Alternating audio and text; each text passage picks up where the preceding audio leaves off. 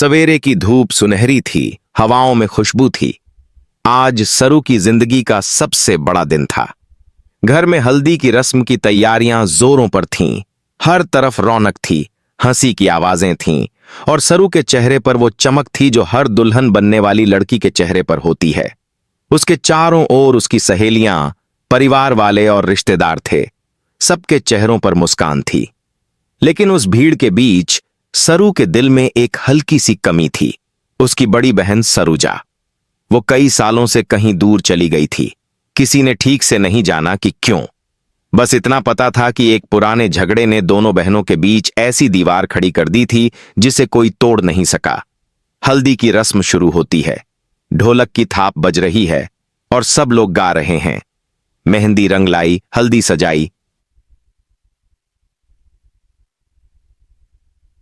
सरू बैठी है, पीली साड़ी में, चेहरे पर हल्की मुस्कान, लेकिन आंखों में कहीं गहराई तक इंतजार। तभी दरवाजे पर किसी की परछाई पड़ती है। सबकी नजर उस ओर जाती है और सब चौंक जाते हैं। वो थी सरूजा। सालों बाद घर की चौखट पर खड़ी। वही शालीनता, वही आंखों में अपनापन, लेकिन चेहरा थोड़ा थका हुआ। सबकी सांसें थम जाती हैं। सरू कुछ पल के लिए देखती रह जाती है। उसके होंठ कांपते हैं, आंखों में आंसू भर आते हैं। दीदी, बस यही शब्द उसके मुंह से निकलता है। पूरे घर में सन्नाटा छा जाता है। सरूजा धीरे धीरे आगे बढ़ती है। उसकी आंखों में भी नमी है, लेकिन चेहरे पर सुकून है, जैसे उसने बहुत समय बाद अपना घर देखा हो। वो हल्दी के पास जाकर बैठती है और सरू के चेहरे को देखती है। कितनी बड़ी हो गई तू सरू, वो कहती है, जैसे वक्त ठहर गया हो। सरू कुछ कह नहीं पाती, बस उठकर सरूजा को गले लगा लेती है। ढोलक की थाप एकदम रुक जाती है और पूरा घर उन दोनों को देखता रह जाता है। ये वो पल था जिसका इंतजार हर किसी को था, लेकिन इस खुशी के बीच एक हल्का सा डर भी था। क्या सरूजा की ये वापसी सिर्फ एक बहन का स्नेह है या इसके पीछे कोई बड़ा राज छिपा है? कुछ ही देर में माहौल फिर से हल्का हो जाता है। महिलाएं गाने लगती हैं, बच्चे हंसने लगते हैं। सरूजा सरू के चेहरे पर हल्दी लगाती है और कहती है, तेरा नसीब हमेशा चमके सरू।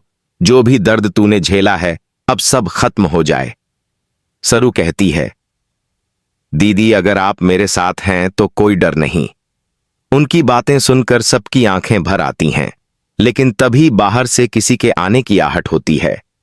दरवाजे पर वेद खड़ा था, सरू का मंगेतर।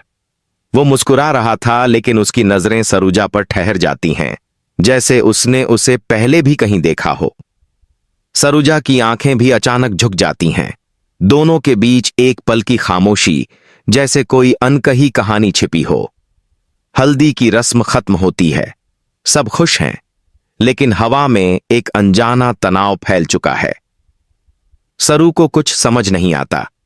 उसकी बहन की वापसी खुशी की बात थी, लेकिन उसके आने से कुछ रहस्य भी लौट आए थे, जो शायद बीते हुए कल से जुड़े थे।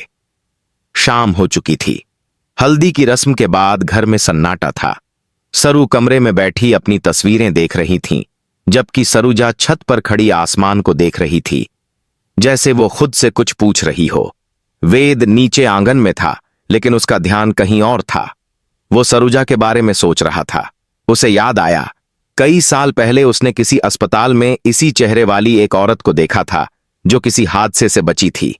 क्या वो वही थी? वो सवाल उसके मन में घर कर गया। उसने सरूजा से बात करने का निश्चय किया। आप सरू की बहन हैं ना?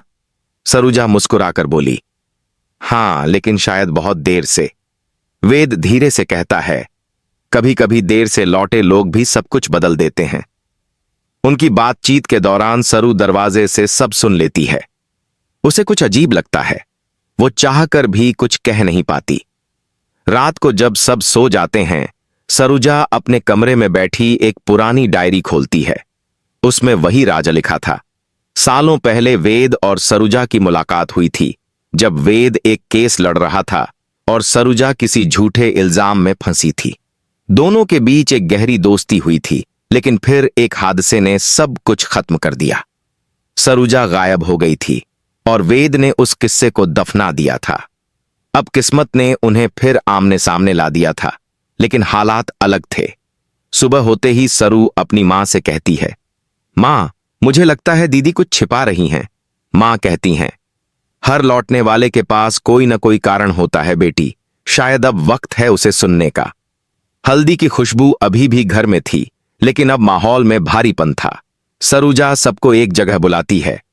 मुझे तुम सबसे कुछ कहना है। सब लोग बैठते हैं। सरूजा की आंखों में आंसू हैं। मैं यहां आशीर्वाद देने नहीं आई थी, मैं यहां सच्चाई बताने आई हूं। वो सच्चाई जो सालों से मुझे खा रही है। वो बताती है कि कैसे एक हादसे ने उसे घर से दूर कर दिया, कैसे किसी ने उसकी पहचान छिपा दी, और कैसे वेद ही वो इंसान था जिसने उसे उस हादसे से बाहर निकाला। वेद ने मेरी जान बचाई थी और मैं उसके एहसान को कभी नहीं भूल पाई। सरू यह सुनकर चुप रह जाती है। कमरे में सन्नाटा फैल जाता है। वेद सिर झुका लेता है। सरू के दिल में सवाल है, क्या यह सब किस्मत का खेल है या किसी के झूठ की सच्चाई? सरूजा कहती है, मैं सिर्फ अपनी बहन की खुशी देखने आई थी। अगर मेरी मौजूदगी से कोई गलतफहमी पैदा होती है तो मैं फिर चली जाऊंगी।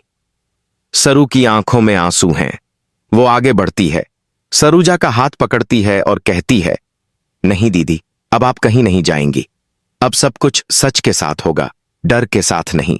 वेद भी आगे बढ़कर कहता है, अब जो भी होगा सामने होगा, किसी के दिल में कोई बात नहीं रहेगी। वो पल बेहद भावुक था, आंसू, सुकून और एक नई शुरुआत की खुशबू से भरा हुआ। हल्दी का पीला रंग अब सिर्फ रस्म नहीं, बल्कि रिश्तों के नए रंगा